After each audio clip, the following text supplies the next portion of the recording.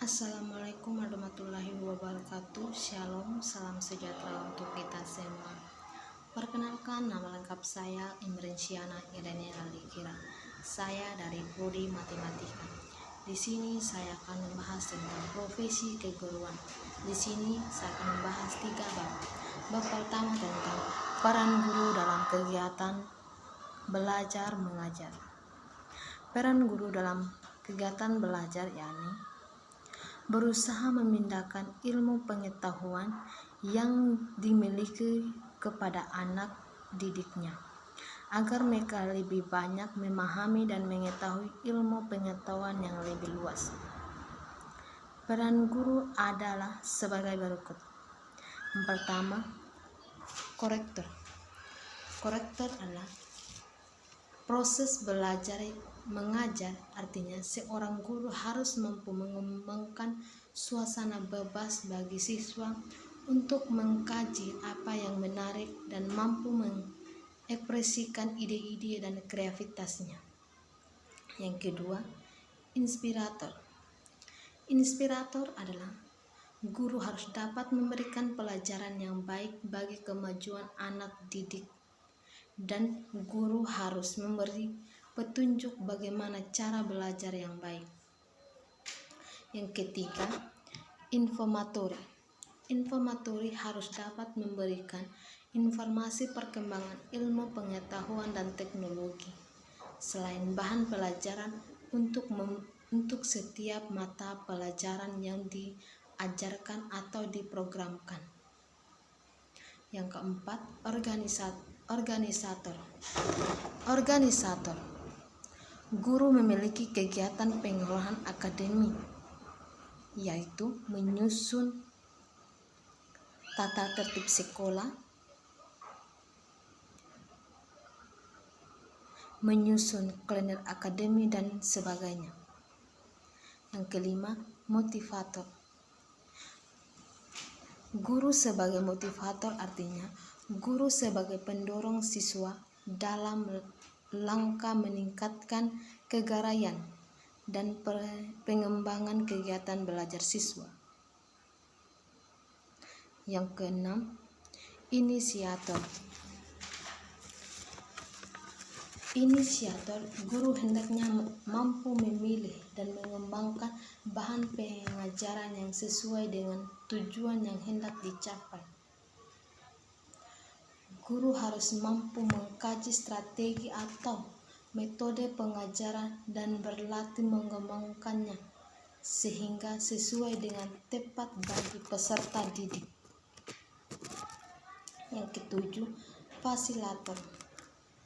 Tugas utama guru adalah memberi kemudahan belajar, bukan hanya menceramahi atau menghajar peserta didik, tetapi guru yang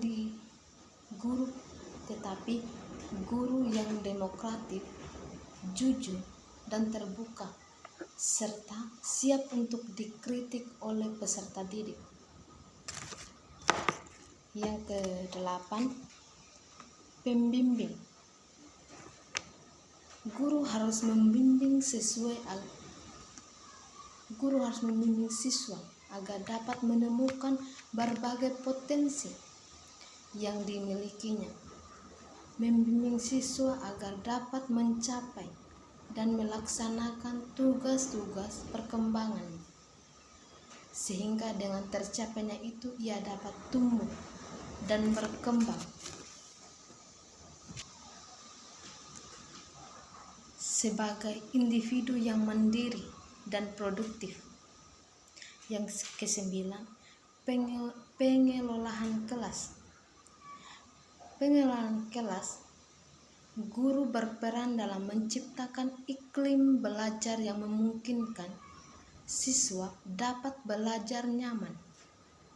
Melalui pengelolaan kelas yang baik, guru dapat menjaga kelas agar tetap kondusif untuk terjadinya proses belajar mengajar. Yang ke-10, evaluator. Guru berperan untuk mengumpulkan data atau informasi tentang keberhasilan pembelajaran tentang yang telah dilakukan. Bab yang kedua, menjadi guru yang menyenangkan. Guru yang menyenangkan. Guru merupakan figur masyarakat yang siap dan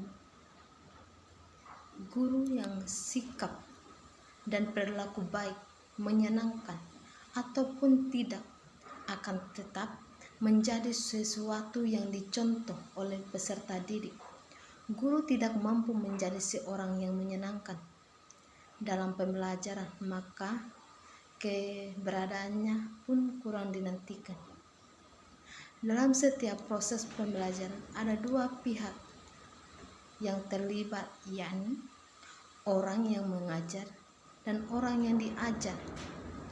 Hakikatnya pembelajaran sangat terkait dengan bagaimana membangun interaksi yang baik antara dua komponen, yaitu guru dan anak didik. Interaksi yang baik dapat digambarkan dengan sesuatu keadaan di mana guru dapat membuat anak didik belajar dengan mudah dan terdorong oleh kemauannya sendiri. Untuk bisa menjadi guru yang menyenangkan, seorang pendidik harus memilih sifat-sifat pendidik yang mampu membangun watak serta mendidik anak menjadi lebih baik dan menggunakan metode pembelajaran yang bervariasi sehingga peserta didik tidak mengalami kejenuhan dalam proses belajar. Sifat yang harus dimiliki oleh seorang guru atau oleh seorang pendidik yaitu sabar, lemah lembut, hatinya penuh dengan rasa kasih, sayang, harus fleksibel dan tidak emosional. Bab yang ketiga, guru dan kemajuan sebuah bangsa. Salah satu tolak ukur kemajuan sebuah bangsa yakni pendidikan, di mana pendidikan merupakan kebutuhan mendasar dalam memajukan bangsa itu sendiri. Guru sangat berperan untuk kemajuan bangsa dan negara, karena guru adalah salah satu profesi yang sangat mulia, di mana seorang guru menuntun muridnya atau mengubah nasib bangsa. Guru bertugas untuk mendidik dan mengajar anak-anak dan mengubah perilaku dan pembentukan karakter, sehingga kesimpulan akhirnya bahwa wajib bagi setiap anak untuk menyelesaikan jenjang pendidikan rata-rata di tingkat SMA, MA, atau SMK, bahkan jika mampu untuk menyelesaikan jenjang pendidikan sarjana. Oleh karena itu, diperlukan dana untuk menyelesaikan studi. Tujuan diwajibkan pembelajaran studi yaitu untuk memberantas yang buta, untuk memberantas orang-orang yang tidak bisa, yakni terjadi di tiap-tiap daerah, khususnya di desa-desa terpencil yang belum terjamah atau belum terjangkau oleh sarana pendidikan. Pendidikan dalam desa memiliki banyak faktor yang menjadi kendala. Kemudian, pendidikan tidak bisa menunjukkan bangsa. Pendidikan tidak bisa memajukan bangsa, yakni kurangnya tenaga pengajar yang siap turun lapangan, jalan rusak menuju tempat pendidikan, jangkauan sinyal dalam berkomunikasi kurang bagus, kurangnya sarana belajar.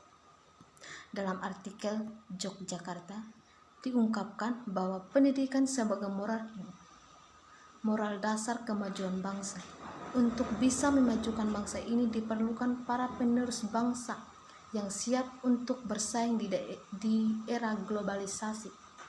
Untuk bisa membentuk watak serta sikap agar anak bisa mampu dan siap bersaing di era globalisasi ini, diperlukan tenaga pendidik atau guru yang memiliki keahlian profesional yang siap membantu anak dalam proses belajar selama waktu yang sudah ditentukan. Di sini ada 4 aspek. Ada 4 aspek penting dalam globalisasi, yaitu perdagangan, pergerakan moral, perkembangan orang, dan penyebaran ilmu pengetahuan dan teknologi.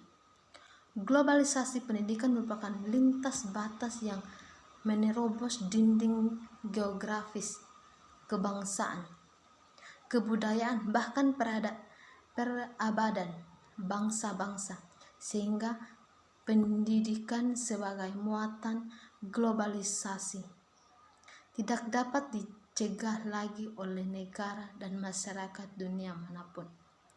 Globalisasi memiliki dampak negatif, yakni dapat melunturkan identitas suatu bangsa, kurangnya kesadaran akan wawasan Nusantara, dan kurangnya